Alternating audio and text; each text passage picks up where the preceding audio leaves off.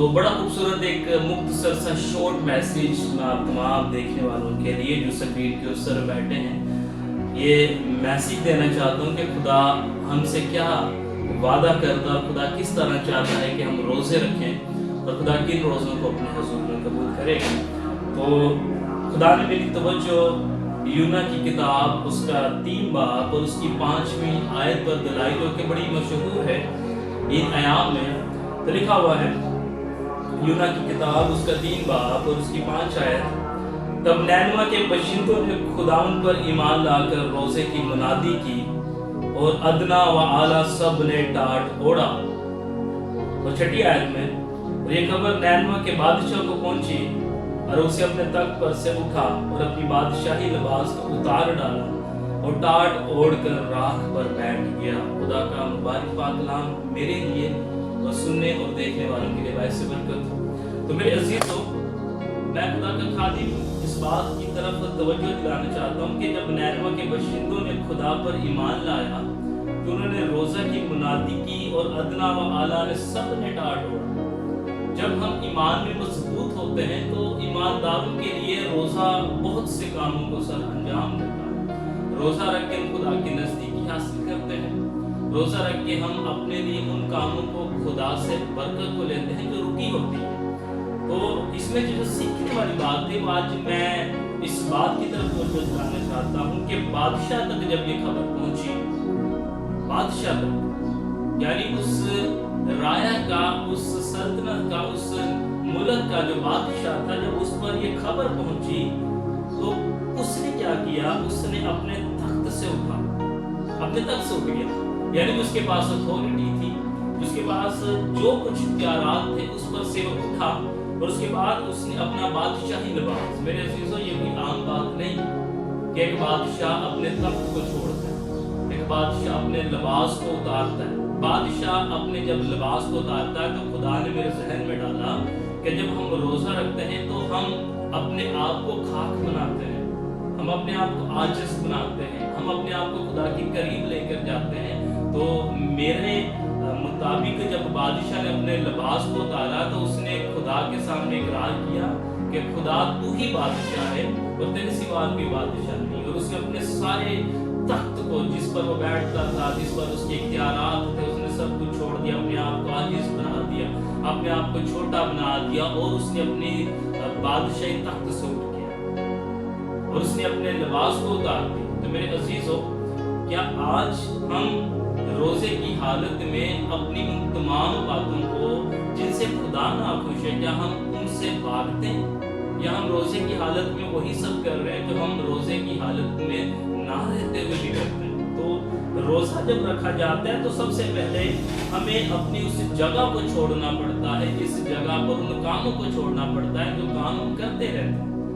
یعنی ہم آنکھوں کی منظوری پر چلتے، اپنے دل کی مرضی پر چلتے۔ تو بادشاہ جو کہ اپنے اس تخت پر بیٹھا تھا جس کے اندر پوری اس کا ملک تھا، پورے اختیار تھے، اس نے وہ سب چھوڑ دیے، وہ تخت سے اٹھ گیا، اور نہ صرف تخت سے اٹھا بلکہ اس نے اپنا بادشاہی لباس بھی اتارا۔ یعنی خدا تیرے حضور، یا میں اس بات کا اقرار کرتا ہوں کہ بادشاہ صرف ایک ہے اور وہ تو ہے، اور میں اپنے اس بادشاہی لباس کو اتارا۔ اس نے اپنی خودی سے انکار کیا۔ میرے عزیزو، بائبل مقدس فرماتی ہے کہ ہم وہ روزے رکھتے ہیں جس سے خدا خوش ہوتا ہے۔ میرے عزیزو، خدا چاہتا ہے کہ جب ہم روزہ رکھیں تو ہم سب سے پہلے اپنے اندرونی حالاتوں کو دیکھیں، اپنی آنکھوں کی منظوری پر نہ چلے، اپنے دل کی منظوری پر نہ چلے، اپنے لباس کو تبدیل کریں۔ جو ابلیس نے ہمارے لباس کو آلودہ کر دیا، روزوں کی حالت میں ہم اپنے آپ کو خدا کے قریب کر سکتے ہیں۔ بائبل مقدس فرماتی ہے پاک بنو جیسے کہ تمہارا بلانے والا پاک ہے۔ تو بڑے سیکھنے کی بات ہے کہ نینوا کے بادشاہ نے جب اس خبر کو سنا تو تخت سے اٹھ گیا، لباس کو اتار دیا، یعنی انکار کر دیا اپنی سارے زور سے۔ اس نے اقرار کر دیا خدا اگر کوئی بادشاہ ہے تو وہ صرف تو ہی ہے۔ ہاللیلویہ۔ اور یقیناً میرے عزیزو، بائبل مقدس فرماتی ہے کہ ہر ایک گھٹنا اس کے سامنے جھکتا، ہر ایک،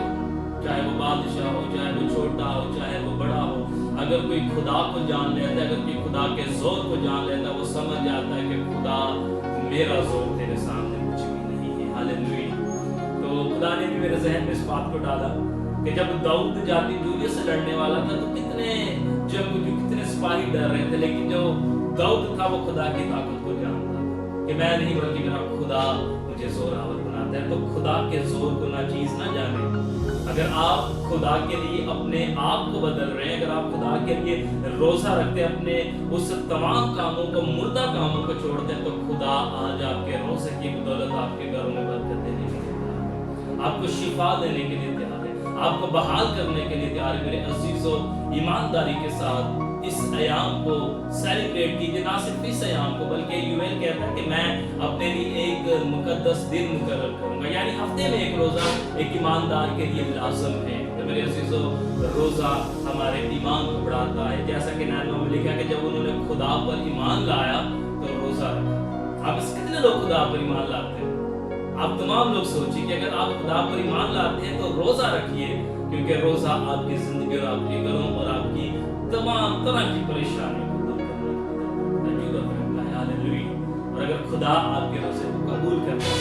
तो आखिरी बात करने वाला, अगर खुदा आपके रोजे को कबूल करता है तो जिस तरह उसने नैनवा के गुनाहों को मिटा दिया, नैनवा के गुनाहों को बख्श दिया, उनको माफ कर दिया, आज खुदा भी हमें उसकी तरह माफ करने के लिए हमारे रोज़ों की बदौलत हमारे घरों में बहाली आने वाली, हमारे ईमान की बदौलत, खुदा पर ईमान लाने की बदौलत हमारी जिंदगियां बरकत पाने वाली। तो मेरे अजीजों, आज सुबह ये कलाम जो आपके लिए खुदा ने दिया,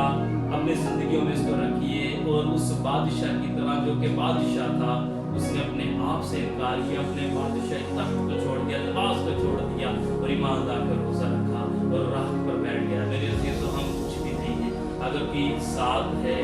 और हमेशा हमें बचाने के लिए कादिर है और हमारे लिए तैयार है, हमें आराम देने के लिए, शिफा देने के लिए, तो वो सिर्फ मेरे खुदा की जात है। खुदा इस कलाम के बदौलत